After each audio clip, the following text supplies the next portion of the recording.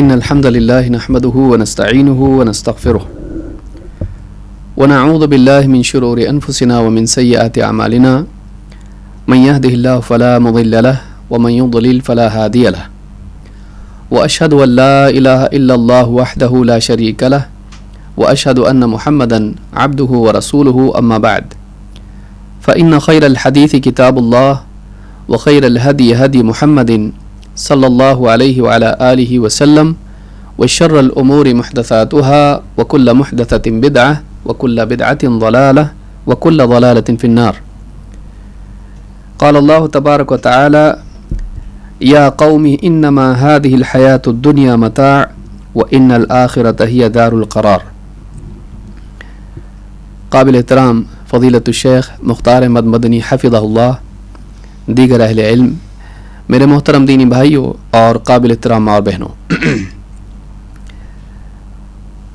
حافظ ابن حجر العسقلانی حفظہ اللہ رحمہ اللہ کی کتاب بلوغ المرام سے کتاب الجامع کا درس ہم لے رہے ہیں اور اس کی ایک ایک حدیث کو تفصیل سے ہم سمجھنے کی کوشش کر رہے ہیں۔ برے اخلاق، برے کردار، برے اوصاف کا دنیا اور آخرت میں کیا نقصان ہے،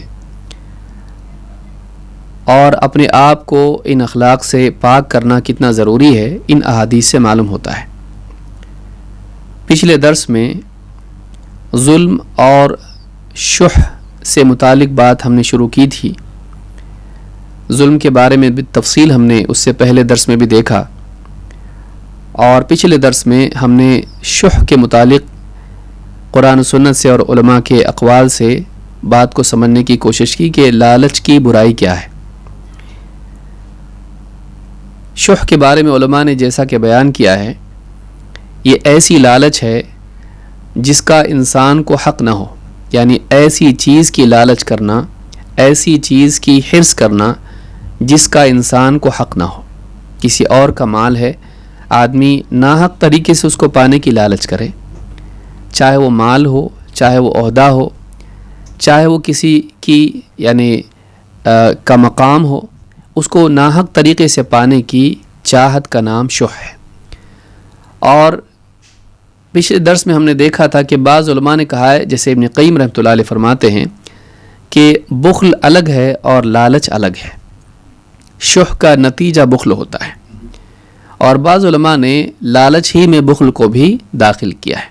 اسی اعتبار سے ہے کہ یہ چیز ایک دوسرے کے ساتھ لازم و ملزوم ہے، ایک آئے گا تو دوسرا اپنے آپ آئے گا، اس لیے بعض نے اس کو شامل کر دیا اس میں۔ آج کے درس میں اسی بات کو ہم سمجھنے کی کوشش کریں گے، اور اس کے آگے انشاءاللہ دوسری ایک حدیث ہے جو اسی سے متعلق ہے، انشاءاللہ ہم دیکھیں گے۔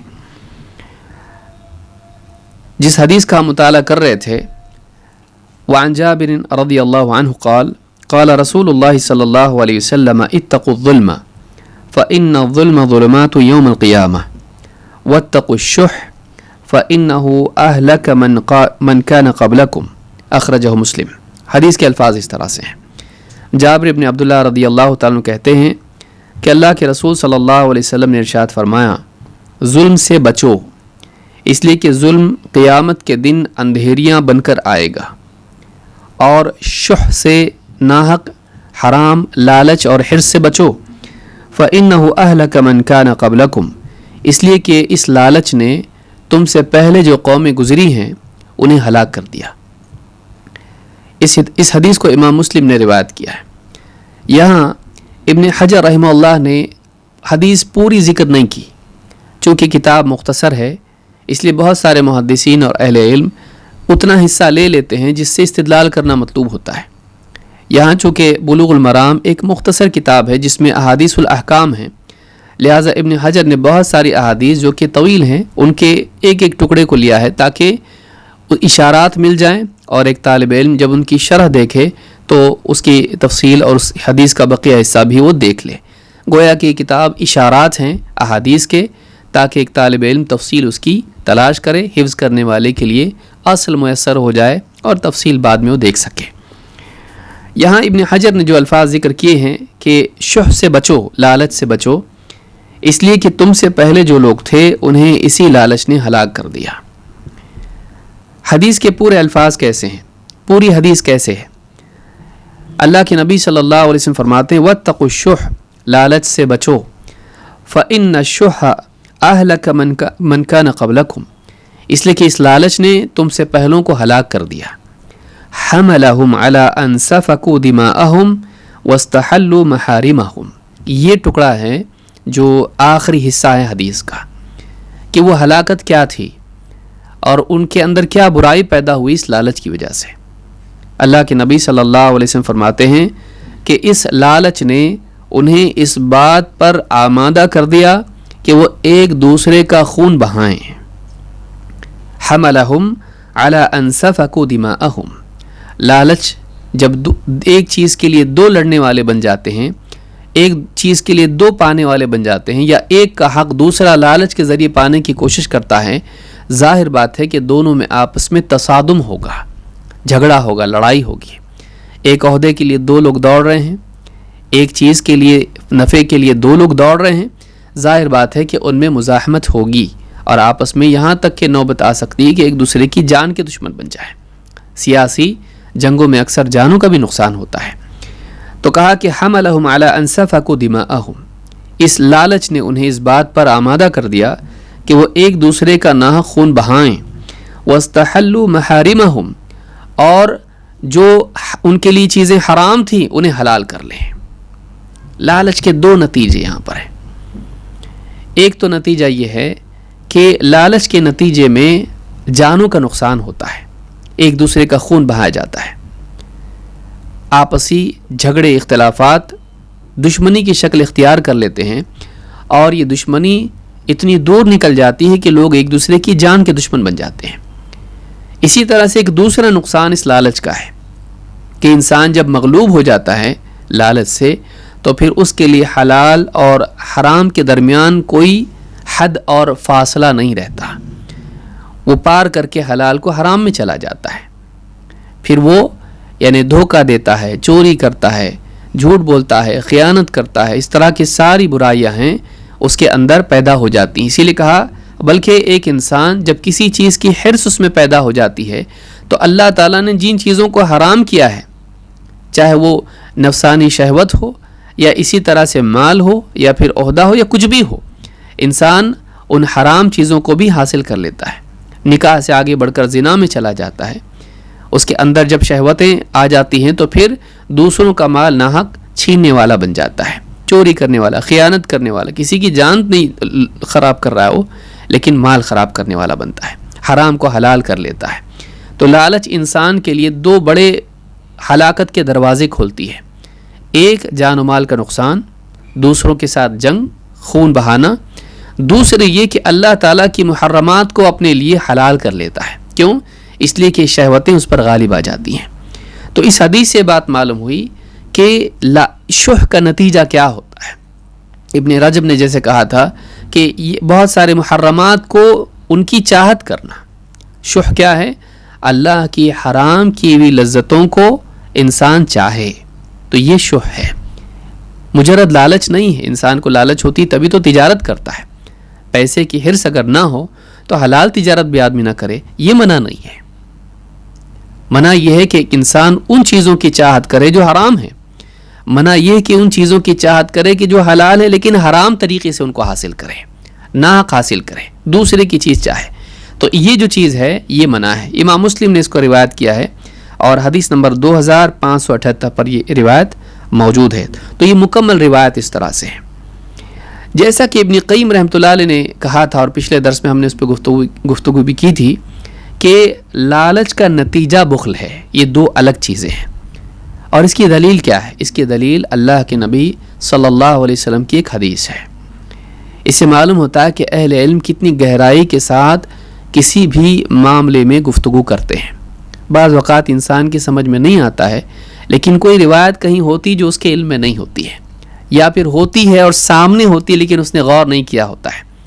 لہٰذا ایک طالب علم کو چاہیے کہ وہ اپنے فہم پر اعتماد نہ کرے، بلکہ ہمیشہ ہمیشہ ہمیشہ ہمیشہ زندگی میں اہل علم ہمارے جو اسلاف ہیں اور ہمارے اپنے دور کے اہل حق علماء ہیں ان کی تشریح اور ان کی تعلیمات اور ان کے دروس سے استفادہ کرے، ان کی کتب سے استفادہ کرے، ان کے ساتھ سوال و جواب کے ذریعے سے استفادہ کرے۔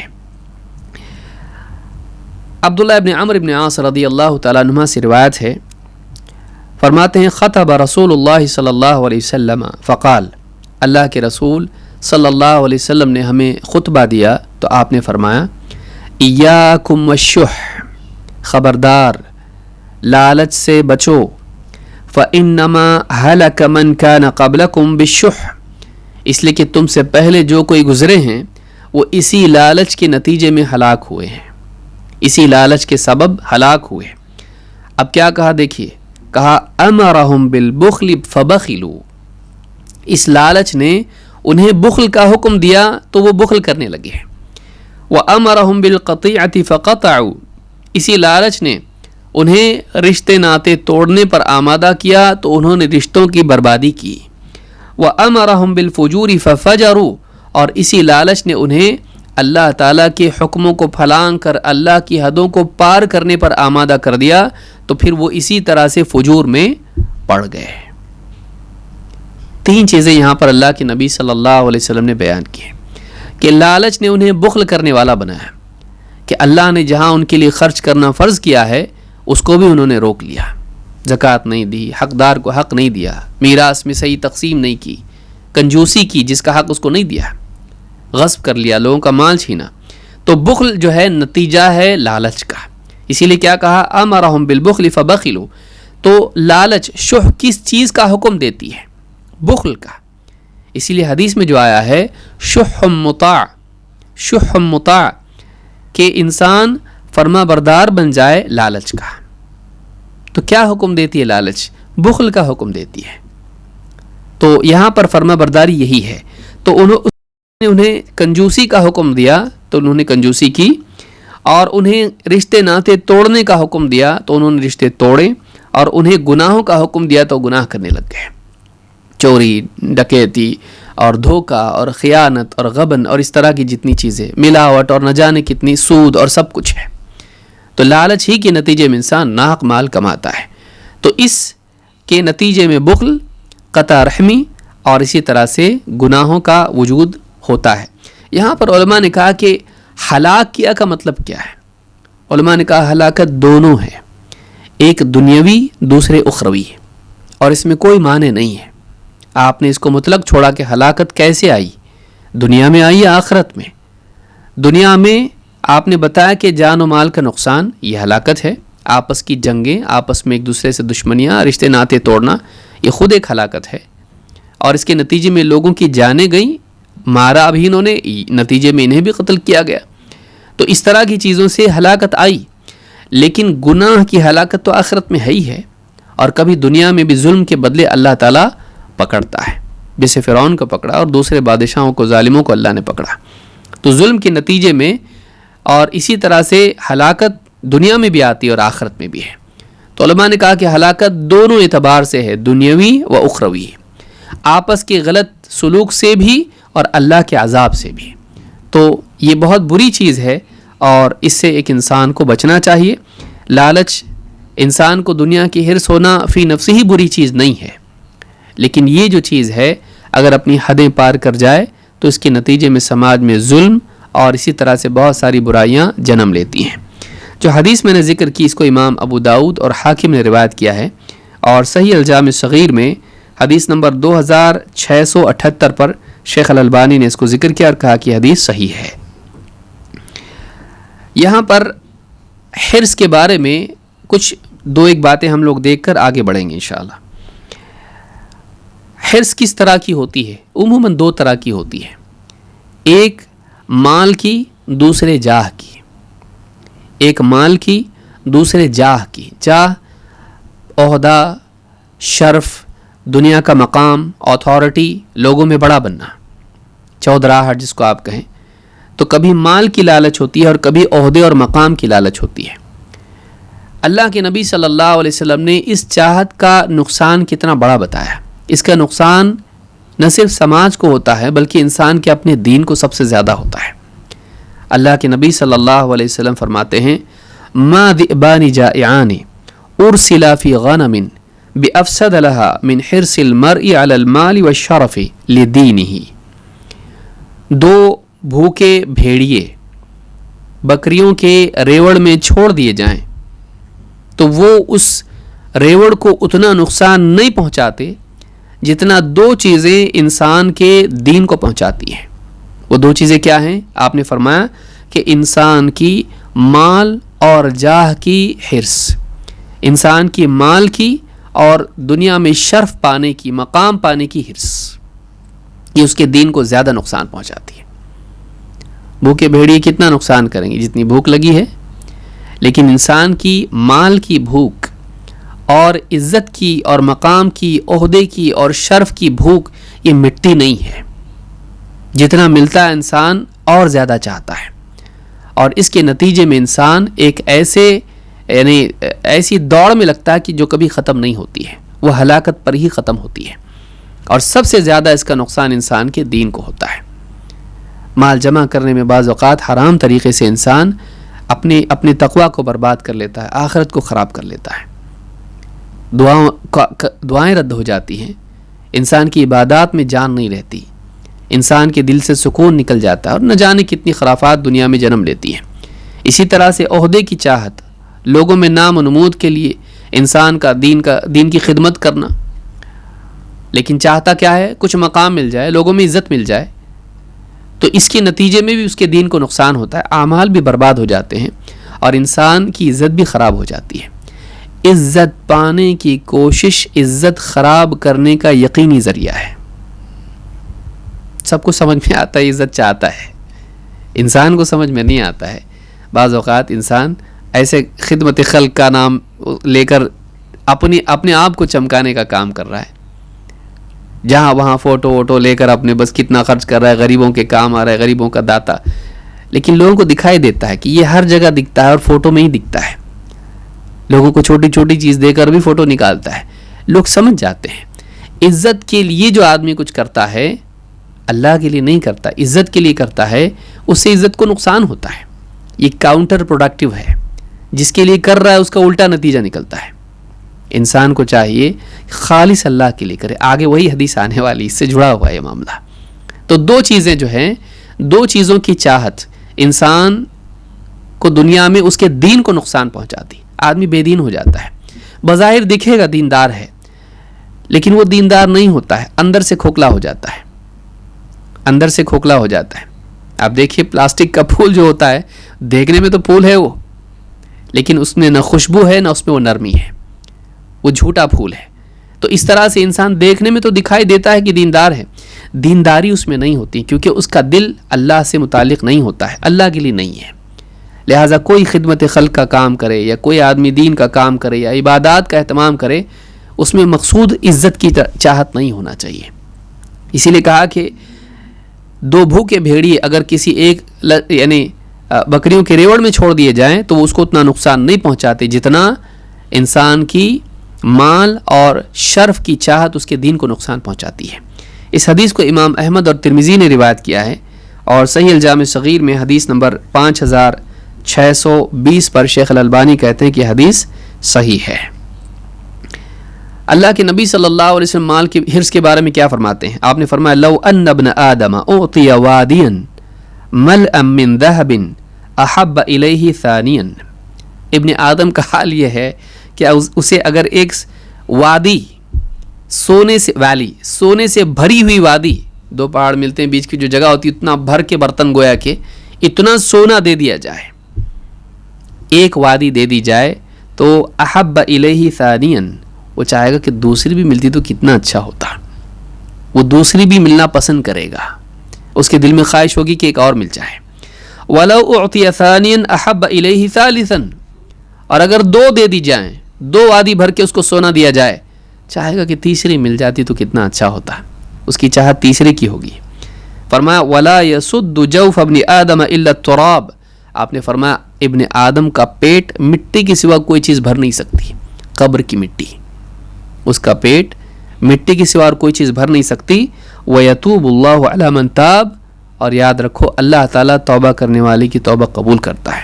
یعنی اگر تیرا یہ حال ہے کہ تو حل میں مزید کچھ اور ملتا، کچھ اور ملے گا کیا، کچھ اور چاہیے، تیرا یہ حال اگر بن جائے کہ تیری چاہت اب پوری نہیں ہو رہی، لالچ پر لالچ، توبہ کر اللہ سے، ابھی بھی موقع ہے، توبہ کر، اللہ توبہ قبول کرے گا. لالچ کے بعد توبہ کا ذکر کرنا مناسبت کیا ہے کہ اب وقت ہے رجوع کرنے کا، تو اللہ سے دور جا رہا ہے، پلٹ، توبہ کر اللہ سے. تو یہ جو حدیث ہے اس کو امام البخاری نے کتاب الرقاق میں حدیث نمبر 6438 پر ذکر کیا ہے. یہ صحیح بخاری کی حدیث ہے. اسی طرح سے اللہ کے نبی صلی اللہ علیہ وسلم نے ایک دوسری برائی، یہ تو مال ہوا، دوسری برائی عہدہ پانا. بڑی مصیبت ہے عہدہ، چاہے دینی میدان ہو یا دنیاوی سیاست ہو. آج انسان کیا نہیں کرتا اس کے لیے، اپنا دین بیچ دیتا ہے، اپنے اصول بیچ دیتا ہے. اللہ کے نبی صلی اللہ علیہ وسلم فرماتے ہیں انکم ستحرصون علی الامارہ، یقیناً ان قریب تم امارت کی، امیر بننے کی حرص کرو گے، تمہارے اندر عہدے کی حرص پیدا ہوگی. وَسَتَكُونُ نَدَامَةً يَوْمَ الْقِيَامَةِ، اور یقین مانو قیامت کے دن وہ تمہارے لیے ندامت ثابت ہوگی. آج تمہارے دل میں اس کی چاہت ہے، اگر مل گئی یا نہیں بھی ملی، یہ چاہت تمہارے لیے قیامت کے دن کیا ہوگی، یہ عمارت مل بھی گئی تو تمہارے لیے قیامت کے دن کیا ہوگی، ندامت ہوگی. فَنِعْمَ الْمُرْضِعَةُ وَبِئْسَتِ الْفَاطِمَةُ، مرضعہ کہتے ہیں دودھ پلانے والی کو، اور فاطمہ کہتے ہیں دودھ چھڑانے والی کو.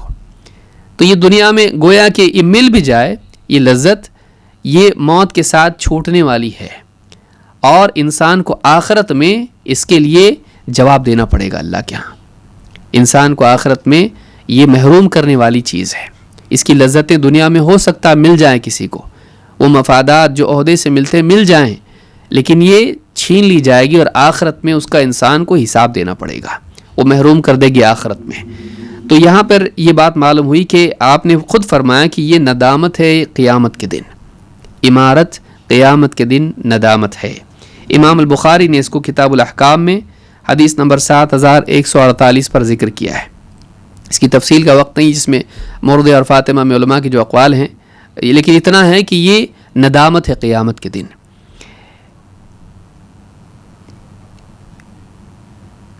ابن اثیر نے بھی اس کی جو ہے النہایہ میں بہت اچھی یعنی تعبیر بیان کی ہے، اور کہا کہ یعنی عمارت جو ہے دنیا میں منافع اس کو مل جاتے ہیں، تو اس اعتبار سے مرضع یا دودھ پلانے والی کی طرح، لیکن فاطمہ اس کو کہا یعنی یہ موت چھڑا دے گی اس چیز کو، اور وہ ساری لذتیں اور منافع منقطع ہو جائیں گے. النہایہ میں انہوں نے بات کہی، کوئی دیکھنا چاہے اس کو دیکھ سکتا ہے.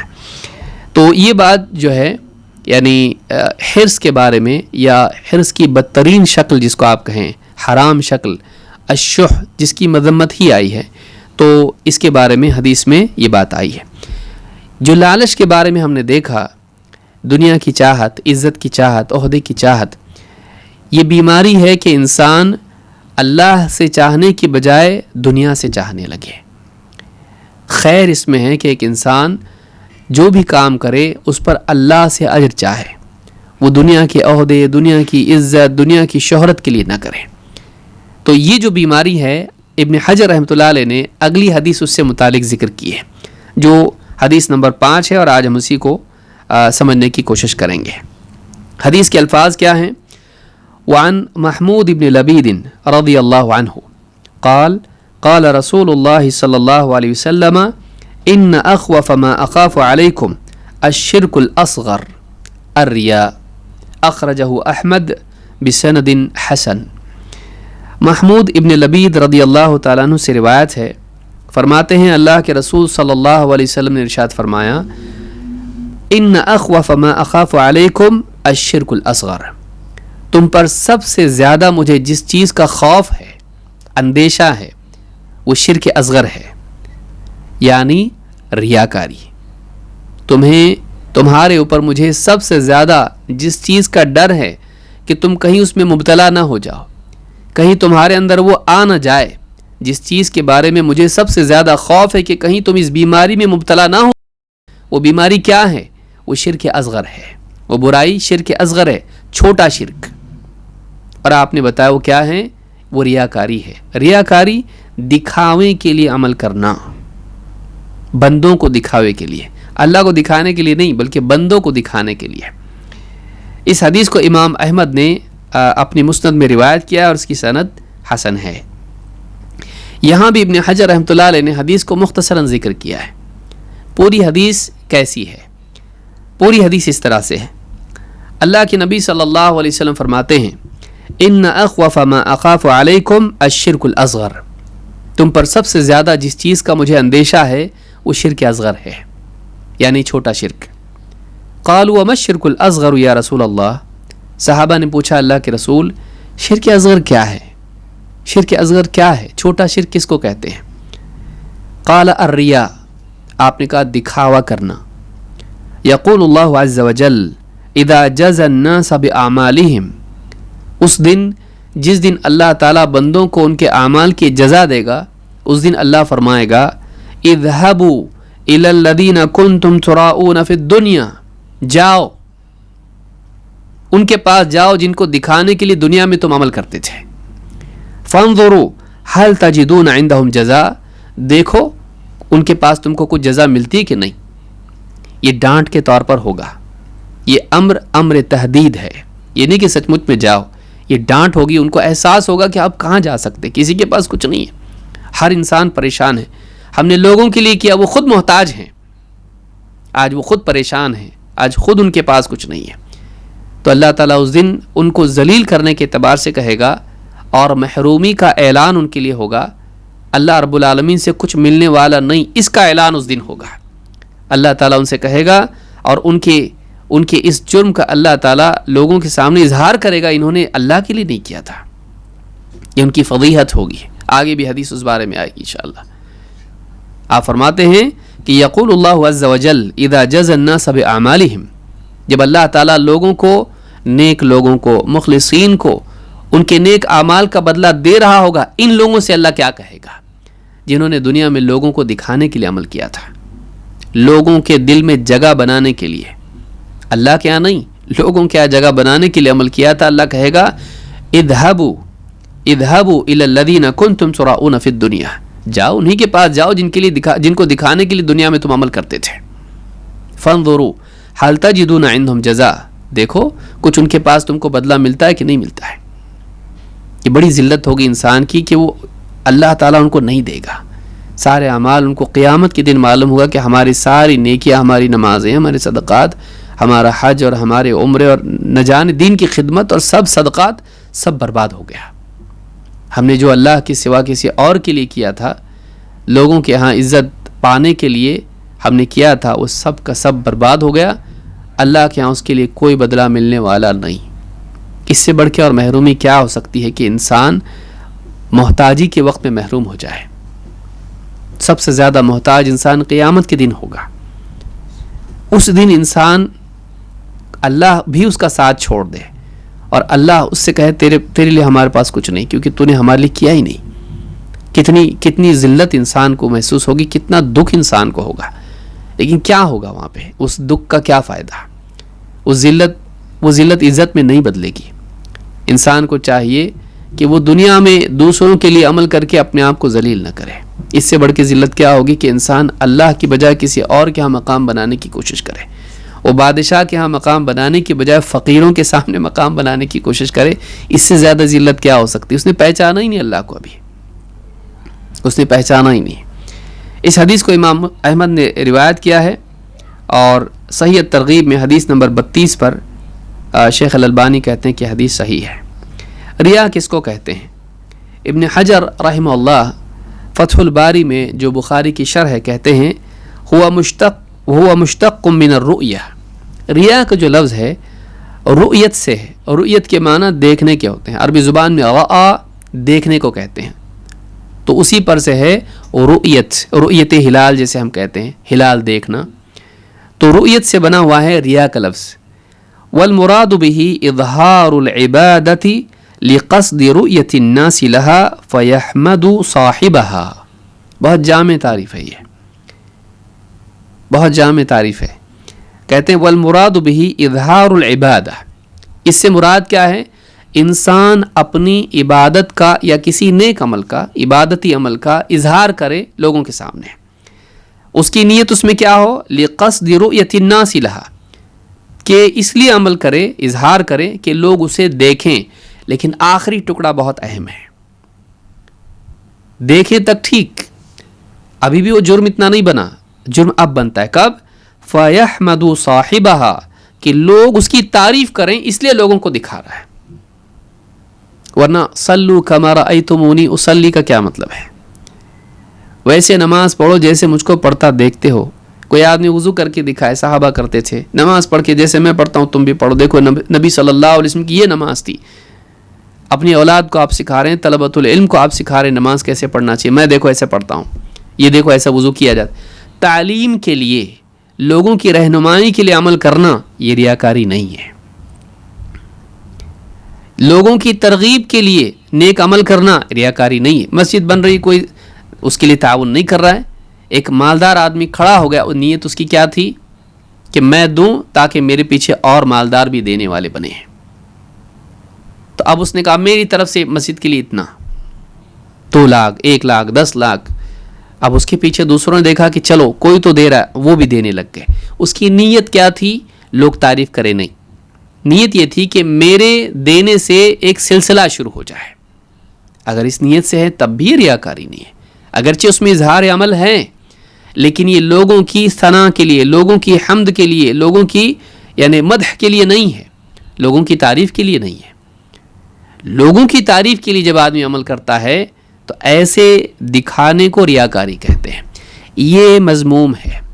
تعلیم کے لیے یا ترغیب کے لیے، یاد رکھیں اس کو، تعلیم کے لیے یا ترغیب کے لیے ایک انسان عمل دکھائیں تو اس میں کوئی برائی نہیں ہے.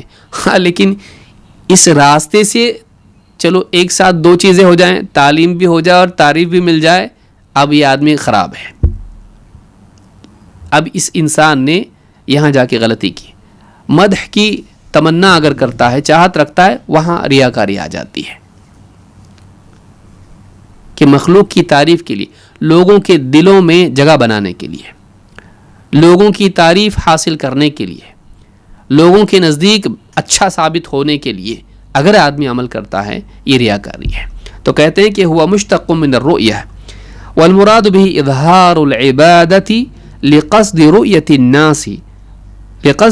الناس لہا فیحمد صاحبها، لوگوں کو دکھانے کے لیے عمل کریں تاکہ لوگ اس کی تعریف کریں. فتح الباری میں کتاب الرقاق میں باب الریاء والسمعہ میں ابن حجر نے یہ بات کہی ہے، اور بڑی جامع تعریف یہ ہے. لیکن اگر کسی انسان نے کوئی نیکی کی اور اس کی نیت تعریف کی نہیں تھی لیکن لوگ اس کی تعریف کریں تو کیا؟ کبھی ایسا ہوتا ہے ایک انسان اخلاص کے ساتھ ایک دین کا کام کرتا ہے، چاہے عبادت ہو یا خدمت خلق ہو یا کوئی ایسا عمل جس میں عموماً اظہار ہوتا ہے، بھائی کسی غریب کو کھلایا، وہ غریب لوگوں میں تعریف تو کرے گا. اب اگر ایسا ہوتا ہے کہ یہ انسان کئیوں کی مدد کر رہا ہے اور لوگ اس کی تعریف کرتے بڑا نیک انسان ہے، غریبوں کے کام آتا ہے، تو کیا اس پر بھی اس کا مواخذہ ہوگا؟ نہیں، کیونکہ اس کی نیت اس میں نہیں ہے. اللہ کے نبی صلی اللہ علیہ وسلم سے صحابہ نے اس بارے میں پوچھا. ابو ذر رضی اللہ تعالیٰ کہتے ہیں قیل لرسول اللہ صلی اللہ علیہ وسلم، اللہ کے رسول صلی اللہ علیہ وسلم سے لوگوں نے عرض کیا، ارأیت الرجل یعمل العمل من الخیر، اللہ کے رسول آپ کیا کہتے ہیں اس آدمی کے بارے میں جو نیکی کے کاموں میں سے کوئی کام کرتا ہے، خیر کا کوئی کام کرتا ہے، وَيَحْمَدُهُ النَّاسُ عَلَيْهِ، اور لوگ اس پر اس کی تعریف کرتے ہیں، اس کا کیا؟ قَالَ تِلْكَ عَاجِلُ بُشْرَ الْمُؤْمِنِ، کہا کہ یہ مومن کے لیے اللہ کی طرف سے جلد ہی عطا کی گئی یا دنیا میں دی گئی خوشخبری ہے. یہ مومن کے لیے کیا ہے؟ دنیا میں اللہ کی طرف سے جلدی جلدی دے دی گئی خوشخبری ہے کہ ایک انسان اگر لوگوں کے نزدیک خیر کے لیے پہچانا جائے، بہت ممکن ہے کہ انسان اللہ کے ہاں بھی وہ اچھا ہو، لوگ اس کو اچھا ہی جانتے ہیں، جہاں تک اس کا ظاہر ہے اچھا ہی ہے، ممکن ہے اندر خرابی ہو، لیکن عموماً اگر ایک انسان برا ہے تو دکھ کے آتا ہے، سامنے آتا ہے. بہت کم ایسا ہوتا ہے کہ انسان زندگی بھر اپنی برائی کو چھپائے رہے اور قیامت کے دن ہی معلوم ہو. تو خیر سے خیر ہی جنم لیتی ہے. تو کہا تلک عاجل بشر المؤمن، یہ اللہ کے لیے، مومن کے لیے اللہ کی طرف سے، یہ مومن کے لیے اللہ کی طرف سے دنیا میں جلدی عطا کی گئی خوشخبری ہے کہ اگر تیرے لیے دنیا میں ثنا ہے تو آخرت میں بھی تیرے لیے خیر ہی ہوگی۔ امام مسلم نے کتاب البر والصلہ والآداب میں حدیث نمبر 2642 پر اس کو ذکر کیا ہے۔ تو یہاں یہ بات معلوم ہوئی کہ لوگ تعریف کریں یا نہ کریں، اس سے انسان ریاکار بنتا ہے نہیں بنتا، ایسا نہیں ہے۔ چاہے لوگ کتنی تعریف کریں لیکن اندر اس کے تعریف کی چاہت نہ ہو تو ایسا انسان ریاکار نہیں ہے۔ تعریف کا ہونا اسے برا نہیں بناتا ہے، تعریف کا چاہنا اسے برا بناتا ہے۔ بلکہ بعض اوقات ہوتا یہ ہے کہ آدمی تعریف کی چاہت کے لیے عمل کرتا ہے اور لوگ اس کی برائی کرتے ہیں۔ دعوت رکھی لوگوں کے لیے اور خوب کھلایا، لوگ بولتے کیا کچھ دعوت ایسی نہیں تھی جیسی ہونی چاہیے تھی، کھانا بھی ٹھیک نہیں تھا، یہ بھی نہیں تھا، اور ہم کو نہیں لگتا اتنا بڑا کھانا اس نے کیا تو اللہ کے لیے کیا۔ بعض اوقات لوگ بھی جو ہیں یہ سب کچھ کر کے بھی وہ آدمی بدنام ہوتا ہے، تعریف نہیں ملتی ہے۔ اللہ کے یہاں ایسا کبھی نہیں ہوتا۔ ایک بندہ اللہ کے لیے عمل کرے اور اللہ تعالیٰ اس کی قدر نہ کرے، ایسا نہیں ہوتا ہے۔ لیکن لوگوں کا حال دیکھیے آپ، کتنے لوگ ہیں، ہم میں سے شاید ہی کوئی ایسا ہو جو یہ بات نہیں مانتا ہو کہ لوگوں کے لیے کتنا بھی کرو قدر نہیں کرتے ہیں۔ بھئی لوگ اللہ کی قدر نہیں کرتے، آپ کی کیا کریں گے؟ لوگ اللہ کی نہیں کرتے ہیں، آپ کی کیا کریں؟ وَمَا قَدَرُ اللَّهَ حَقَّ قَدْرِهِ، انہوں نے اللہ کی ویسی قدر نہیں کی جیسے کرنی چاہیے تھی۔ لوگ اللہ سے کھا پی کے ناشکری کرتے ہیں، وہ آپ کی کیسے قدر کریں گے؟ عقل مند آدمی وہ ہے جو اللہ کی خاطر کرے، پھر اللہ جہاں حکم دے وہاں کرے، لیکن لوگوں کی چاہت نہ رکھے، اللہ کے لیے کرے، اس کا عمل ضائع نہیں ہوگا۔ سب سے پہلی سزا یہ ہے کہ ایک انسان کی نیکی ضائع ہو جاتی جب وہ اللہ کے لیے نہ ہو، جب وہ اللہ کے لیے نہ ہو۔ آئیے اس تعلق سے کچھ باتیں دیکھتے ہیں۔ اللہ کے نبی صلی اللہ علیہ وسلم کے صحابی ابو سعید خدری رضی اللہ تعالیٰ کہتے ہیں، خرج علینا رسول اللہ صلی اللہ علیہ وسلم ونحن نتذاکر المسیح الدجال۔ آپ نے جو بتایا نا کہ مجھے تم پہ سب سے زیادہ خوف ہے، دیکھیے کیا ہے۔ کہتے ہیں کہ اللہ کے رسول صلی اللہ علیہ وسلم ہمارے ہاں تشریف لائے، ہمارے درمیان تشریف، اور ہم بیٹھے دجال کا ذکر کر رہے تھے، المسیح الدجال کا ذکر کر رہے تھے، دجال مسیح کا تذکرہ کر رہے تھے جو عیسیٰ علیہ السلام کے دور میں ہوگا۔ فقال الا اخبركم بما هو اخوف عليكم عندي من المسيح الدجال، آپ نے کہا تم کو بتاؤں، یعنی تم دجال کے بارے میں خوف میں ہو، گھبرائے ہوئے ہو کہ دجال آئے گا، کیسا ہوگا، بڑا بھیانک ہوگا، اور واقعی وہ فتنہ بہت بڑا ہوگا۔ خود اللہ کے رسول صلی اللہ علیہ وسلم نے بتلایا کہ سارے فتنوں میں، ابتدا سے لے کر انتہا تک سارے فتنوں میں سب سے بڑا خطرناک فتنہ دجال کا ہوگا۔ لیکن آپ نے کیا فرمایا، کیا میں تمہیں نہ بتاؤں کہ میرے نزدیک مسیح دجال کے فتنے سے بڑھ کر فتنہ کون سا ہے؟ مجھے سب سے زیادہ تم پر خوف کس چیز کا ہے؟ فقلنا بلا یا رسول اللہ، صحابہ نے کہا ہاں ضرور اللہ کے رسول۔ فقال الشرک الخفی، چھپا ہوا شرک، چھپا ہوا شرک۔ ان یقوم الرجل فیصلی، وہ یہ ہے کہ آدمی کھڑا ہو اور نماز شروع کرے، فیزین صلاته لما یری من نظر رجل، لیکن پھر دیکھے، اس کو محسوس ہو کہ کوئی آدمی مجھے دیکھ رہا ہے، اس کے دیکھنے کی وجہ سے اپنی نماز کو اور اچھی بنائے، اس کے دیکھنے کی وجہ سے اپنی نماز کو مزین کرے۔ تو آدمی کھڑا ہوا نماز پڑھنے کے لیے، دوران نماز اسے محسوس ہوا کہ کوئی آدمی بیٹھ کے مجھے مسجد میں دیکھ رہا ہے کہ یہ کتنا سکون سے نماز پڑھ رہا ہے، اور کہیں اور نہیں، مجھ کو ہی دیکھ رہا ہے، اس کو سمجھ میں آ گیا، محسوس ہوا۔ تو اب کیا کریں؟ اب اس کی نماز سکون والی ہو جائے، اور نماز میں رو بھی رہا ہے اور نماز کو ایک دم خشوع سے پڑھ رہا ہے، تو اب کس کی وجہ سے ہوا؟ یہ دیکھنے والے کی وجہ سے۔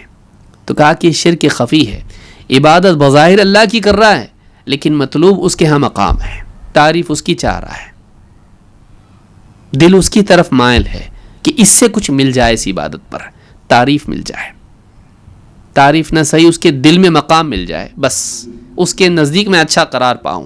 تو اللہ کے نزدیک اچھا بننے کی بجائے بندے کی کے دل میں مقام بنانے کے لیے آدمی کوشش کرے، یہ شرک خفی ہے، چھپا ہوا شرک یا چھوٹا شرک. اس سے آدمی اسلام سے باہر نہیں نکل جاتا ہے، لیکن یہ شرک ہی کی ایک شاخ ہے. اس حدیث کو امام ابن ماجہ اور امام البیہقی نے روایت کیا ہے. صحیح ترغیب حدیث نمبر 30 اور حدیث حسن ہے. اس سے معلوم ہوا کہ دجال کے فتنے سے بھی زیادہ آپ کو خوف تھا اہل ایمان پر. وہ تو ایک خاص زمانے میں آئے گا، یہ ہر زمانے میں مسئلہ ہے، ہر انسان کے لیے خطرہ ہے، ہر علاقے میں خطرہ ہے. لہٰذا یہ بہت بڑا فتنہ ہے. عمل اللہ کے نزدیک وہی یعنی مقبول ہے جس میں اخلاص ہو. اللہ کے نبی صلی اللہ علیہ وسلم نے فرمایا انما الاعمال بالنیات وانما لکل امرئ ما نوى. اعمال کا مدار نیتوں پر ہے، قبولیت و رد کے اعتبار سے، اور ہر ایک وہی پائے گا جس کی اس نے نیت کی. یعنی اللہ کے ہاں ہر ایک کو وہی ملے گا جس کی اس نے نیت کی. فمن كانت هجرته الى دنیا يصيبها، تو جس انسان کی ہجرت دنیا کی طرف تھی کہ دنیا پالے، او الى امرأة ينكحها، یا عورت کی طرف تھی کہ عورت سے نکاح کرے، فهجرته الى ما هاجر الیہ، تو اس کی ہجرت اسی چیز کی طرف جس کی طرف اس نے ہجرت کی. تذکرہ بھی نہیں کیا آپ نے، جس کی طرف اس نے ہجرت کی اسی کی طرف اس کی ہجرت ہے، وہ قابل ذکر بھی نہیں ہے. یعنی اگر کوئی مدینہ ہجرت کر کے آ رہا ہے، مقصود یہ ہے کہ مسلمانوں کے پاس جاؤں گا، مدینہ میں انصار بڑے مدد کرنے والے ہیں، کچھ مال مل جائے گا، یہاں تو غریب ہوں وہاں اچھا ملتا ہے، یا یہاں سے جا رہا ہے اور سوچ رہا ہے کہ مدینہ میں خواتین ہیں اور مجھے بھی نکاح کے لیے کوئی پیشکش ہوگی، مجھے بھی اچھے گھر میں رشتہ ملے گا، غرض یہ ہے اس کی. اگر یہ غرض نہیں ہے کہ میں نبی کریم صلی اللہ علیہ وسلم کی خدمت میں حاضر ہوں گا، وہاں آپ سے دین سیکھوں گا اور وہاں اپنے ایمان کی تجدید کروں گا یا اپنے ایمان کو بناؤں گا اور میں اللہ کے لیے عمل کروں گا، اللہ کے دین کی نصرت کروں گا، یہ مقصد نہیں ہے. بلکہ دیکھ رہا ہے کہ مدینہ کے صحابہ انصار کیسے ہیں، سب دیتے ہیں، تو وہاں جا کے وہاں اپنا تو کام بن جائے گا. اگر یہ نیت ہے تو آپ نے کیا فرمایا، فمن كانت هجرته الى دنیا يصيبها، اگر کسی کی ہجرت دنیا کی طرف ہے کہ اسے پالے، یا عورت کی طرف ہے کہ اس سے نکاح کرے، تو پھر جس کی طرف ہجرت کی اسی کی طرف ہجرت ہے، اللہ اور اس کے رسول کے لیے ہجرت نہیں اس کی. تو یہاں پر اس حدیث کو امام بخاری نے بدء الوحی میں حدیث نمبر 1 اور اسی طرح سے امام مسلم نے کتاب الامارہ میں حدیث نمبر 1907 پر ذکر کیا ہے.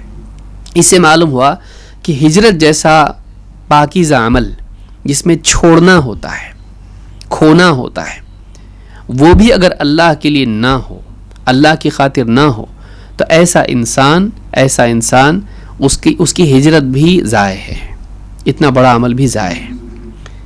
بلکہ جہاد جیسا عمل بھی ضائع ہو جائے گا اگر وہ اللہ کے لیے نہ ہو. ابو امامہ الباہلی رضی اللہ تعالیٰ سے روایت فرماتے ہیں جاء رجل الى رسول اللہ صلی اللہ علیہ وسلم، ایک آدمی اللہ کے رسول صلی اللہ علیہ وسلم کی خدمت میں حاضر ہوا، کہا فقال ارأیت رجلا غزا، اے اللہ کے رسول اس شخص کے بارے میں آپ کا کیا کہنا ہے جو جنگ میں شریک ہوا، جہاد میں شریک ہوا، یلتمس الاجر والذکر، لیکن اس شرکت میں اس کا مقصود یہ ہے کہ اس کو اجر بھی ملے، جہاد کا، اللہ کی راہ میں لڑنے کا اجر بھی ملے اور لوگوں میں نام بھی ہو، والذکر لوگوں کے نزدیک اس کا تذکرہ ہو، کیا بہادر آدمی ہے، اللہ کے لیے لڑتا ہے، کیسا مخلص ہے، جان ہتھیلی بھی لے کے آیا ہے میدان جنگ میں، اللہ کے لیے دیکھو جان بھی پیش کرنے کے لیے تیار ہے، بہادر ہے. یلتمس الاجر والذکر ما لہ، اس کے لیے اللہ کے ہاں کیا ہے، اس کے لیے اللہ کے ہاں کیا ہے. فقال رسول اللہ صلی اللہ علیہ وسلم لا شیء لہ، کچھ نہیں اس کے لیے، اللہ کے ہاں اس کے لیے کچھ نہیں ہے. اجر چاہ رہا نہ ہو، نہیں، اجر کے ساتھ نام بھی چاہتا ہے. معلوم ہے کہ اجر کی چاہت ہے، لیکن اسی کے ساتھ ساتھ ذکر کی چاہت بھی ہے کہ میرا نام ہو، ثواب بھی ملے، نام بھی ہو جائیں. اگر نام کی چاہت اس کے ساتھ شریک ہو جائے تب بھی ضائع ہے، چاہے اجر کی چاہت ہو. ایک ساتھ دو نہیں، صرف اللہ چاہو، اللہ کا اجر چاہو. کہا لا شیء لہ، فاعادها 3 مرار، 3 بار اس آدمی نے سیم وہی سوال پوچھا، کیا ہے ایسے آدمی کے لیے؟ آپ نے جواب میں کہا وَيَقُولُ رسول اللہ صلی اللہ علیہ وسلم لا شیء لہ. آپ تینوں مرتبہ آپ نے جواب دیا کچھ نہیں ہے اس کے لیے، کچھ نہیں ہے اس کے لیے.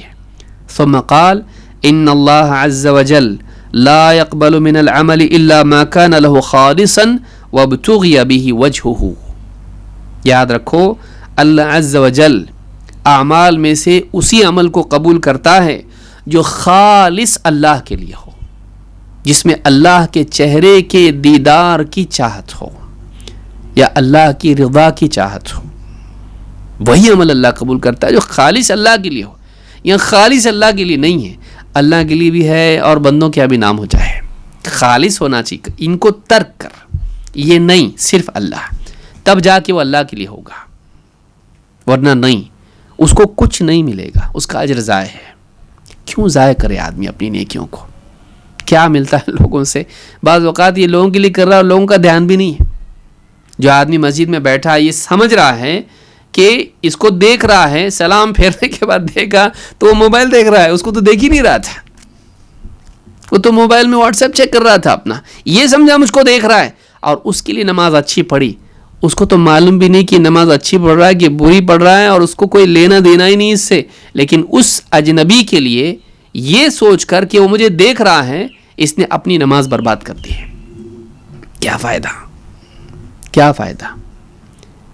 لوگوں کو دکھانے کے لیے فیس بک پہ اپنی نیکیوں کو ڈالا، خدمت خلق کو ڈالا، کوئی نہیں دیکھ رہا اس کو، لیکن اس نے چاہت وہ کی، عمل ضائع ہو گیا. لیکن دیکھا کسی نے بھی نہیں.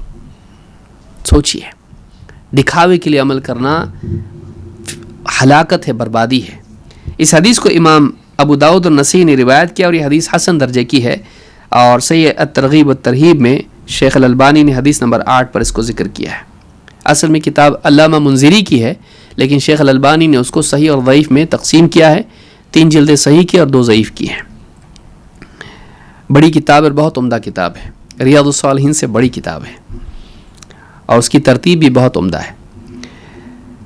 ایک اور حدیث ہے جس میں اللہ کے نبی صلی اللہ علیہ وسلم فرماتے ہیں یا ایھا الناس اخلصوا اعمالکم، اے لوگو اپنے اعمال کو خالص بناؤ، اپنے اعمال کو خالص کرو اللہ کے لیے. فإن اللہ تبارک و تعالی لا يقبل من الاعمال الا ما خلص له، اس لیے کہ اللہ تعالی اعمال میں سے صرف اسی عمل کو قبول کرتا ہے جو خالص اللہ کے لیے کیا گیا ہو. اللہ تعالیٰ اسی عمل کو قبول کرتا ہے جو خالص اللہ کے لیے ہو.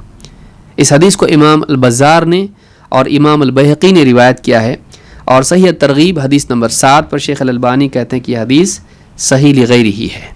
اس سے معلوم ہے کہ اعمال کو خالص کرنا واجب ہے، اس لیے کہ اللہ کے نبی صلی اللہ علیہ وسلم نے اولاً تو اس کا حکم دیا، ایک جو وجوب کو ثابت کرنے کے لیے کافی ہے.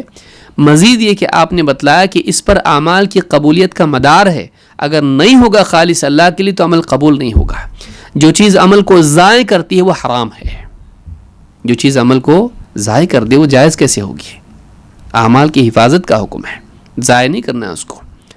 تو یہاں پر یہ بات یاد رکھنا کہ اخلاص واجب ہے، ریاکاری حرام ہے. بلکہ اتنا اس کی مزید اس کی اہمیت معلوم ہوتی ہے کہ جو عمل اللہ کے لیے نہ کیا جائے ایسا عمل اللہ کی لعنت کا حقدار بنا دیتا ہے. اللہ کے نبی صلی اللہ علیہ وسلم فرماتے ہیں الدنیا ملعونہ، الدنیا ملعونہ ملعون ما فیہا، دنیا ملعون ہے، لعنت کی حقدار ہے، اور اس میں جو کچھ ہے سب لعنت کا حقدار ہے. یعنی دنیا کی وہ چیزیں جو انسان کو اللہ سے غافل کر دیں، وہ چیزیں جو انسان کو اللہ سے دور کر دیں، اللہ کی رحمت سے دور کر دیں تو لعنت ہی کی طرف لے جائیں گی. لعنت کے معنی کیا ہے؟ اللہ کی رحمت سے دوری. تو کہا کہ دنیا ملعون ہے، لعنت کا ذریعہ ہے. اللہ سے غفلت کے نتیجے میں انسان معصیت میں چلا جاتا ہے. غفلت دل میں قساوت پیدا کرتی ہے، اور قساوت دل کی سختی انسان کے اندر فسق و فجور اور گناہوں کی طرف اس کو لے جاتی ہے، اور گناہ اللہ کی لعنت کی طرف لے جاتے ہیں، رحمت سے دور کرتے ہیں. تو یہ غفلت شروعات ہوئی اس برائی کی جو انجام جس کا بھیانک ہے. تو کہا کہ دنیا ملعون ہے، اور دنیا میں جو کچھ ہے سب لعنت کا حقدار ہے، الا مبتغی بہ وجہ اللہ تعالی، سوائے ان چیزوں کے جن میں اللہ کی رضا مقصود ہو۔ پھر اگر آدمی کر رہا ہے تو لعنت کا حقدار نہیں، کیوں؟ اس لیے کہ وہ اس پیسے کے ذریعے سے زکوٰۃ ادا کرے گا، اللہ کا حق ادا کرے گا، غریبوں اور فقیروں کو دے گا، اور اس تجارت میں رہ کر حقوق ادا کرے گا اپنے گھر والوں کے، اپنے آپ کو عفت سے رکھے گا۔ تو یہ چیز کس لیے ہے؟ اللہ کے حکم کے طور پر، فَإِذَا قُضِيَتِ الصَّلَاةُ فَانتَشِرُوا فِي الْأَرْضِ وَابْتَغُوا مِن فَضْلِ اللَّهِ، وہ اللہ کے حکم کے لیے تجارت کر رہا ہے، اللہ کے حکم کی تعمیل میں اپنی عفت کے لیے، حقوق کی ادائیگی کے لیے اور دین کی نصرت کے لیے تجارت کر رہا ہے۔ یہ اللہ کی خاطر ہے، اس میں اللہ کی یاد اپنے آپ ہے، مقصود اللہ ہے، مقصود دین ہے، مقصود آخرت ہے، یہ لعنت کا حقدار نہیں ہے۔ کہا کہ جو چیز جس کے ذریعے یعنی دنیا ملعون ہے سب لعنت کا حقدار ہے، سوائے اس چیز کی جس میں اللہ کے چہرے کی چاہت ہو۔ امام الطبرانی نے الکبیر میں اس کو روایت کیا ہے، اور صحیح ترغیب میں حدیث نمبر 9 پر شیخ الالبانی کہتے ہیں حدیث حسن لغیرہ ہی ہے۔ معلوم ہے کہ یعنی ایک انسان اگر اللہ کی خاطر عمل نہ کرے، دنیا کے لیے، شہرت کے لیے، مال و دولت کے لیے، عہدے کے لیے دینی کام کرے، عبادات ہوں یا جو بھی خیر کے کام کرے، ایسا انسان اللہ کی لعنت کا حقدار بن جاتا ہے۔ اللہ ہم سب کی حفاظت فرمائے۔ ریاکاری کی ایک برائی یہ بھی ہے کہ ریاکاری منافقین کی نمایاں علامات میں سے ہے۔ دکھاوا کون کرتا تھا؟ منافقین کرتے تھے۔ جس کے دل میں اللہ پر ایمان نہ ہو، دکھاوے کے لیے وہ ایمان لایا ہے، جو زبان سے مومن کہلا رہا ہے اپنے آپ کو لیکن دل میں مومن نہیں ہے، یہ ان لوگوں کی علامات میں سے ہے، کیونکہ ان کے نزدیک آخرت تو ہے ہی نہیں، ان کے نزدیک اللہ کے لیے تو کرنا ہی نہیں، آخرت کا تو کوئی عقیدہ ان کے پاس نہیں ہے، تو پھر وہ کریں گے کیوں؟ وہ دنیا کے لیے کریں گے، دنیا میں مفاد کے لیے کریں گے۔ جو معاد کے لیے نہیں کرے گا وہ مفاد کے لیے کرے گا۔ تو کہا اللہ تعالیٰ فرماتا ہے ان المنافقین یخادعون اللہ وہو خادعہم، منافقین اپنے گمان میں اللہ کو دھوکہ دے رہے ہیں، وہ سمجھ رہے ہیں کوئی اللہ کو دھوکہ نہیں دے سکتا ہے، لیکن وہ اپنے گمان میں، اپنے ظاہر میں اسلام اور باطن میں کفر رکھے گویا کہ اللہ کو دھوکہ دے رہے ہیں، اپنے گمان میں اللہ سے چھپانے کی کوشش کر رہے ہو۔ کس کو دھوکہ دے رہے ہو؟ تم سمجھتے ہو اللہ کو دھوکہ دو گے، وہ اپنے گمان میں اللہ کو دھوکہ دے رہے ہیں، وَهُوَ خَادِعُهُمْ، حالانکہ اللہ ہی ان کو دھوکے میں رکھے ہوئے ہیں۔ اللہ تعالیٰ نے ان پر غفلت کا پردہ ڈال دیا ہے کہ انہیں احساس ہی نہیں کہ ہم کیا کر رہے ہیں۔ یہ دنیاوی سزا ہے ان کے اس برے عمل کی کہ ان کو اپنی غلطی کا احساس نہیں ہو رہا ہے۔ وَهُوَ خَادِعُهُمْ، یہ جزا اللہ کی طرف سے۔ وَإِذَا قَامُوا إِلَى الصَّلَاةِ قَامُوا كُسَالَىٰ، ان کا حال یہ ہے کہ جب نماز کے لیے اٹھتے ہیں تو بڑے ہی بوجھل بن کر، ایک بڑا بوجھ ہے جس کو اتارنا ہے، بس رغبت نہیں ہے، عبادت کا شوق نہیں ہے، بلکہ ناپسندیدگی کے ساتھ بڑے ہی بوجھل اور سست بنے نماز کے لیے اٹھتے ہیں۔ قاموا کسالى یراؤون الناس، لوگوں کے لیے دکھاوا کرتے ہیں، خصوصاً نماز میں اور عموماً سارے اعمال میں۔ یراؤون الناس ولا یذکرون اللہ الا قلیلا، اور اللہ کو نہیں یاد کرتے مگر بہت تھوڑا، اتنا کہ جو مفید نہ ہو، نہ کے برابر ہم کہہ سکتے ہیں۔ وہ اللہ کو یاد کرتے ہیں تو نہ کے برابر۔ تو یہاں پہ کیا کہا؟ یراؤون الناس، یہ منافقین کی علامات میں سے تھا کہ وہ لوگوں کو دکھانے کے لیے نماز پڑھتے تھے، اور باقی اعمال بھی۔ یہ سورہ نساء کی آیت نمبر 142 ہے۔ اللہ تعالیٰ صدقات کے بارے میں فرماتا ہے، اور علماء نے کہا کہ یہ بھی آیت منافقین کے بارے میں ہے۔ بیضاوی نے یا اسی طرح سے سیوطی نے اور دیگر مفسرین نے کہا کہ یہ آیت بھی منافقین کے بارے میں۔ کیا آیت ہے؟ یا ایھا الذین آمنوا لا تبطلوا صدقاتکم بالمن والاذی، اے ایمان والو اپنے صدقات کو برباد مت کرو، بالمن والاذی، احسان جتا کر، جس کو دیا ہے اس پر احسان جتا کر، من، اور اسے ستا کر، احسان جتا کر یا جس پر احسان کیا اسے ستا کر، اپنے صدقات کو ضائع مت کرو۔ اس کی بے عزتی کر دی، اس کو دیا لیکن بے عزتی کر دی چار لوگوں میں اس کی، یا اس پر دباؤ ڈال رہے ہیں تو اس کو ستاؤ، تکلیف دے کر نہیں۔ بالمن والاذی، اذیت پہنچانا۔ اپنے صدقات کو اس طرح سے ضائع مت کرو. علماء نے کہا اس آیت سے معلوم ہوتا ہے کہ انسان عمل کرنے کے بعد بعض گناہ ایسے ہوتے ہیں کہ کیے ہوئے عمل کو بھی برباد کر دیتے ہیں. ان میں سے یہ دو چیزیں ہیں، احسان جتانا اور احسان جس پر کیا ہے اس کو احسان کر کے ستانا. کالذی ينفق مالہ رئاء الناس، اس آدمی کی طرح مت اپنے عمل کو برباد کرو جیسے جو لوگوں کے دکھانے کے لیے صدقہ کرتا ہے. کتنی بری مثال دی جا رہی ہے. اس آدمی جیسے اس کا عمل تو برباد ہے ہی ہے، تم اپنے عمل کو ویسے برباد مت کرو.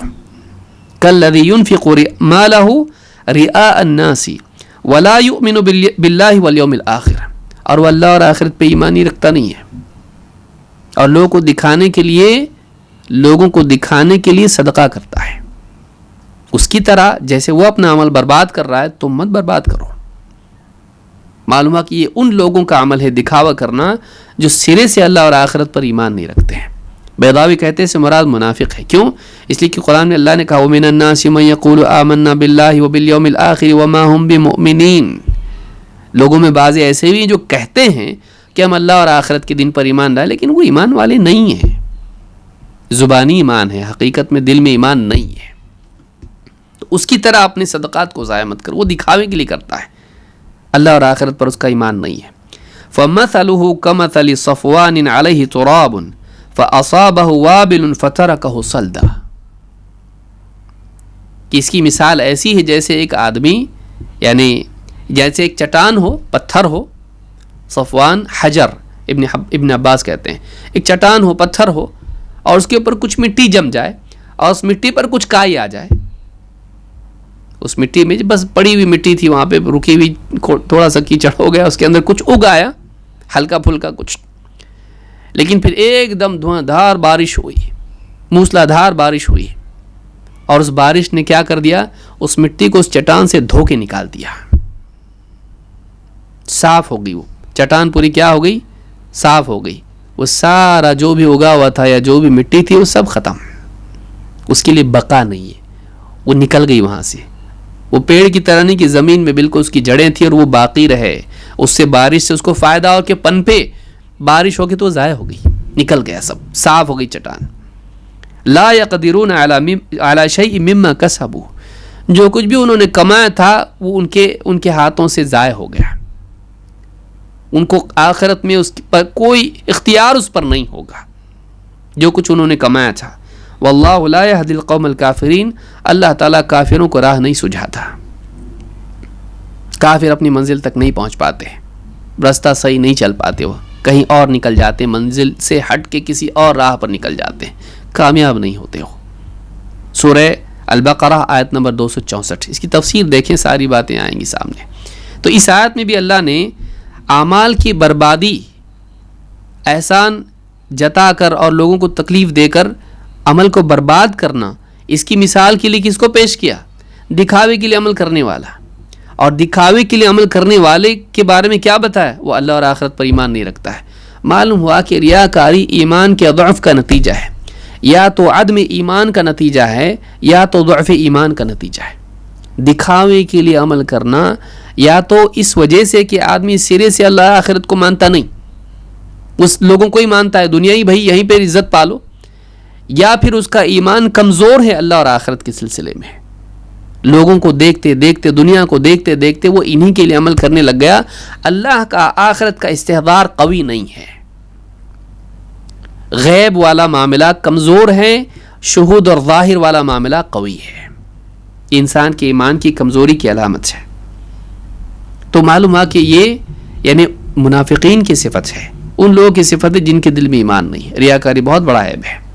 اسی طرح سے قیامت کے دن ریاکاروں کی فضیحت کے بارے میں بھی حدیث میں آیا ہے کہ ان کی ذلت وہاں کی جائے، ان کو ذلیل کیا جائے گا قیامت کے دن. دنیا میں چھپے ہوئے تھے نا، معلوم نہیں پڑا کسی کو کہ یہ عمل کس کے لیے کر رہا بھائی. لوگوں میں تو بالکل دیندار بنا رہا، لوگوں میں تو بالکل اللہ والا بنا رہا، لوگوں میں تو لوگ اس کو بڑا سخی اور مخلص اور بہت نیک کہتے رہے. لیکن آخرت میں وہ ذلیل ہوگا، آخرت میں بھید کھلے گا. یوم تبلی السرائر، قیامت کا دن جب بہت سارے بھید کھولے جائیں گے جو دنیا میں چھپا ہوا تھا، آخرت میں. اللہ تعالی ہم سب کی حفاظت فرمائے اور ہمیں اخلاص کی توفیق عطا فرمائے. اللہ کے نبی صلی اللہ علیہ وسلم فرماتے ہیں من سمع سمع اللہ بہ ومن یرائی یرائی اللہ بہ، جو سناتا ہے اللہ تعالیٰ قیامت کے دن سنا دے گا، جو دکھاتا ہے اللہ تعالیٰ قیامت کے دن دکھا دے گا۔ جو لوگوں کو سنانے کے لیے عمل کرتا ہے اللہ تعالیٰ اس کا حال لوگوں کو قیامت کے دن سنا دے گا، اس کا راز سنا دے گا۔ جو لوگوں کو دکھانے کے لیے عمل کرتا ہے اللہ تعالیٰ اس کے بھید کو لوگوں پر ظاہر کر دے گا۔ وہ دنیا میں چھپا سکتا ہے، آخرت میں نہیں۔ وہ دنیا میں چھپا سکتا ہے، آخرت میں نہیں۔ یہاں پر علماء نے کہا دو بات، یہ حدیث جو ہے بخاری اور مسلم میں ہے۔ بخاری میں حضرت جندب ابن جنادہ رضی اللہ تعالیٰ سے ہے، اور مسلم میں ابن عباس رضی اللہ تعالیٰ عنہ سے ہے۔ دو الگ صحابی ہیں جنہوں نے ایک روایت نقل کی ہے، روایت کی ہے کہ جو سنائے گا اس کا حال اللہ سنائے گا، جو سنانے کے لیے عمل کر کے سناتا ہے یا عمل سناتا ہے۔ جیسے مثال کے طور پر سمع کس کو کہتے ہیں؟ دو چیزیں ہیں، ریا اور سمع۔ سمع کیا ہے؟ ایک آدمی اپنے عمل کو سنائے۔ مثلا ایک آدمی اپنے گھر میں قرأت ایسی کر رہا ہے اور قرأت کر رہا ہے، پڑوسی سنے تاکہ لوگ تعریف کریں، تو اپنے عمل کو دیکھ تو نہیں پا رہے گھر میں کیا کر رہا بھائی؟ اگر بیٹھ کے تلاوت کرتا یا نماز پڑھتا تہجد کی، کس کو معلوم ہوتا ہے؟ لیکن زور زور سے پڑھ رہا ہے، اللہ اکبر سمع اللہ لمن حمدہ، تلاوت کر رہا ہے زور زور سے، تو پڑوسی کو معلوم پڑا اچھا یہ نماز پڑھ رہا ہے۔ ٹھیک ہے، زور سے پڑھنا غلط نہیں ہے، جہرن تلاوت سنت ہے، لیکن ایک آدمی کیوں پڑھ رہا ہے زور سے قرآن، کیوں نماز پڑھ رہا ہے زور سے آواز سے جہرن؟ تاکہ لوگوں کو معلوم ہو کہ یہ نماز پڑھ رہا ہے، یہ قرآن پڑھ رہا ہے، تو اپنے عمل کو سنا رہا ہے، اس کو سمع کہتے ہیں۔ اور دوسرا یہ ہے کہ آدمی دکھا رہا ہے، کہ ایک آدمی عمل کر رہا ہے اور اس کو دکھا رہا ہے۔ کتنے لوگ ہیں دیکھیے آپ، مطلب فیس بک پہ لائیو کر رہا، میں عمرہ کر رہا ہوں، طواف کر رہا ہوں، دیکھو ساری دنیا دیکھ رہی اس کا طواف، میں حرم میں ہوں، طواف کر رہا ہوں اس وقت میں، دیکھو میں صحیح کر رہا ہوں، لائیو کر رہا ہے فیس بک پہ یا واٹس ایپ پہ یا جو بھی ہے، لوگوں کو دکھا رہا ہے۔ کیوں؟ تاکہ لوگ تعریف کریں، اچھا آپ حج کے لیے گئے، آپ عمرے کے لیے گئے، آپ حرم میں ہیں، تو آدمی کیا کر رہا ہے؟ دکھا رہا ہے اپنے عمل کو، ریاکاری ہے، تو یہ چیز برائی ہے۔ تو قیامت کے دن اللہ تعالیٰ ان لوگوں کو ذلیل کرے گا جو دکھاوے کے لیے عمل کرتے ہیں۔ اسی طرح سے اللہ کے نبی صلی اللہ علیہ وسلم فرماتے ہیں اذا جمع الناس یوم القیامت لیوم لا ریب فیہ، جب اللہ تعالیٰ قیامت کے دن لوگوں کو جمع کرے گا اس دن جس میں کوئی شک نہیں ہے، نادا مناد، پکارنے والا پکارے گا، اللہ کی طرف سے ندا لگانے والا ندا لگائے گا، من کان اشرک فی عمل عملہ للہ احدا، جو آدمی کوئی عمل دنیا میں اس نے ایسا کیا جو اللہ کے لیے کرنا چاہیے تھا لیکن کسی اور کو بھی اس میں شریک کیا، اس عمل میں شریک کیا نیت کے اعتبار سے، اللہ بھی خوش بندہ بھی خوش، ایسا اگر کچھ کیا کہ اس کے ہاں بھی تعریف مل جائے، اللہ کے ہاں بھی مقام مل جائے، فَلْيَطْلُبْ ثَوَابَهُ مِنْ عِنْدِ غَيْرِ اللَّهِ، اسے چاہیے کہ وہ اللہ کے سوا کسی اور سے اس کا ثواب لے لے، جس نے غیر اللہ کے لیے عمل کیا وہ غیر اللہ سے ثواب لے لے۔ فَإِنَّ اللَّهَ أَغْنَى الشُّرَكَاءِ یعنی شرک، اس لیے کہ اللہ تعالیٰ شرکت سے، سارے جتنے شریک ہوتے ہیں ان میں سب سے زیادہ مستغنی ہے شرکت سے۔ اللہ تعالیٰ کو شرکت کی ضرورت ہی نہیں، اللہ کسی کو اپنے ساتھ کسی چیز میں شریک کرنے دیتا ہی نہیں ہے۔ اللہ تعالیٰ ایسا شریک ہے جو اللہ کے غیر کے لیے بھی عمل کیا جائے اور اللہ کے لیے بھی عمل کیا جائے اللہ تعالیٰ اس عمل کو اسی کو دے دیتا ہے، نہیں چاہیے، قبول ہی نہیں کرتا ہے، جس کے لیے کیا تھا اسی کو پورا دے دے، ہم کو اس میں سے تھوڑا بھی نہیں چاہیے، جس کے لیے کیا تھا شریک کیا تھا پورا اس کو دے دے، اللہ قبول ہی نہیں کرتا اس کو، اللہ کو چاہیے وہی عمل جو خالص اللہ کے لیے ہو، جس میں کسی اور کو شریک نہ کیا گیا۔ تو ریاکاری والا عمل، دکھاوے کے لیے کیا گیا عمل اللہ کے ہاں قبول نہیں ہوتا ہے، اللہ کے ہاں قبول نہیں ہوتا۔ اس میں ایک تفصیل یاد رکھنے کی ہے جو ضمناً علماء نے ذکر کی ہے، ابن رجب رحمہ اللہ نے اس کو تفصیل سے ذکر کیا ہے کہ کبھی ایسا ہوتا ہے، دو چیزیں یاد رکھیں اس کو، ایک وہ عمل ہے جو جس کی بنا پہلے حصے پر ہوتی ہے، اور دوسرا وہ عمل ہے جو منقطع بھی ہو سکتا ہے، وہ پہلے پر مبنی نہیں ہوتا ہے. اس کو سمجھ لیں. ایک آدمی ہے، اب دو باتیں یہاں پر ہم کو سمجھنا ہے. ایک وہ عمل ہے کہ ایک آدمی شروع ہی سے غیر اللہ کے لیے کرے. نماز پڑھنا، اللہ اکبر بولتے ہی اس کی نیت اسی وقت میں تھی کہ وہ کسی کو دکھانا چاہتا ہے. ایک حالت یہ ہے. اور دوسری حالت یہ ہے کہ شروع تو اللہ کے لیے کیا تھا، بیچ میں اس کے دل میں آیا کہ فلاں دیکھ رہا ہے تو اب اس کی طرف دل مائل ہو گیا اور اس کے لیے بھی چاہت ہو گئی کہ وہ تعریف کرے. علماء نے کہا دونوں میں فرق ہے. بعض علماء نے کہا کہ اگر شروع ہی سے، اصل عمل ہی سے اگر کسی اور کے لیے تھا تو وہ بالکل سرے سے مردود ہے، وہ عمل رد کر دیا جائے گا. ہاں لیکن اگر شروع میں اللہ کے لیے، اصل عمل اللہ کے لیے تھا اور درمیان میں کسی اور کی نیت بھی آ گئی، تو بعض اہل علم نے، امام احمد وغیرہ کی طرف بھی ابن رجب نے اشارہ کیا ہے، کہا کہ بعض اہل علم کہتے ہیں کہ وہ پورا عمل ضائع نہیں ہوگا. ہاں جہاں سے دوسرے کی نیت آ گئی وہاں سے وہ برباد ہو گیا. بعض علماء نے کہا نہیں، اگر عمل ایسا تھا کہ پچھلا حصہ پہلے پر مبنی ہوتا ہے جیسے نماز یا حج، اگر ایسا ہے کہ وہ پورا عمل ایک ساتھ مربوط ہے، تو ایسا عمل جیسے نماز ہے، اگر شروع میں اللہ کے لیے تھا لیکن بعد میں غیر اللہ کا اس میں اس کی چاہت ہوئی، لوگوں کی تعریف کی چاہت آ گئی، پورا عمل جڑا ہوا ہے اور بعد کا حصہ پہلے پر مبنی ہے. جیسے ایک آدمی مثلا پہلی رکعت تو ٹھیک سے پڑھ لی، دوسری رکعت میں اگر ہوا نکل گئی یا دوسری رکعت میں اس نے بات کر لی جانتے بوجھتے، تو ایسی نماز کیا ہوئی؟ وہ کہہ سکتا پہلی رکعت مقبول ہے اور دوسری نہیں، اس کی پوری نماز چلی گئی. تو بعد کا حصہ پہلے پر مبنی ہے تو پورا عمل چلا جائے گا.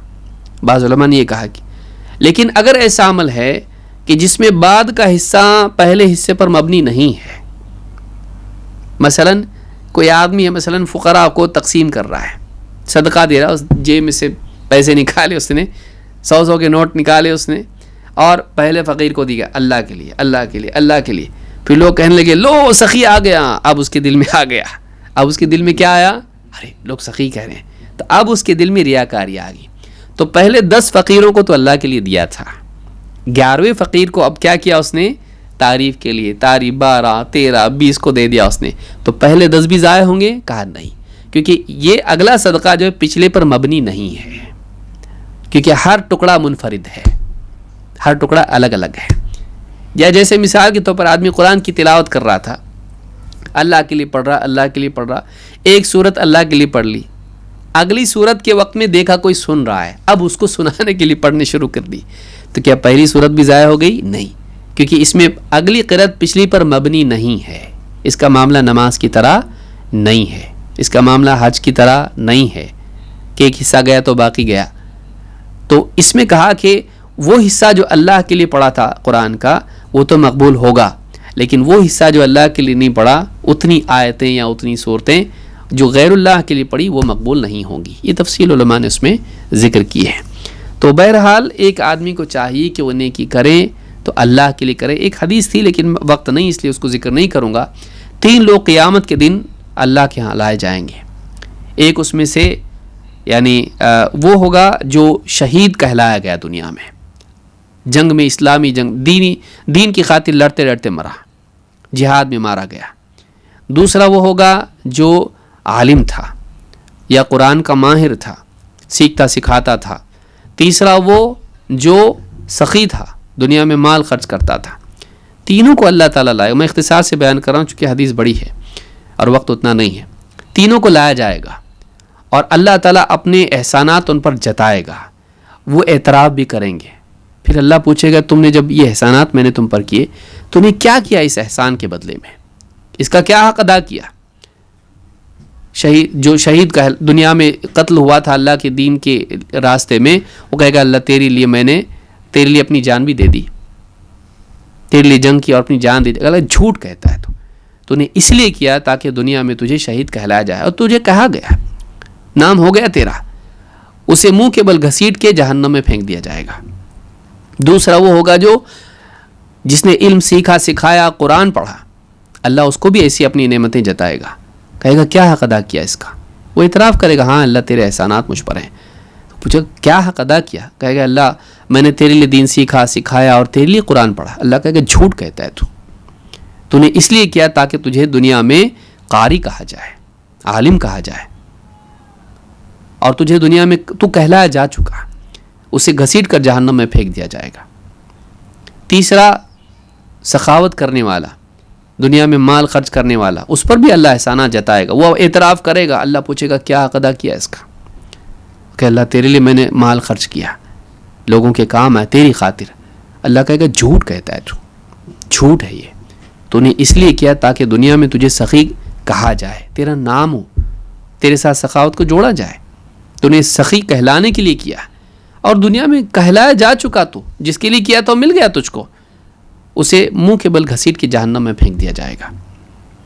معلوم دیکھیے سخی, عالم, قاری, اور ایک اللہ کے لیے جان دینے والا, لیکن اللہ کے لیے نہیں تھا, وہ اللہ کی راہ میں جان دی, اللہ کے لیے نہیں دی.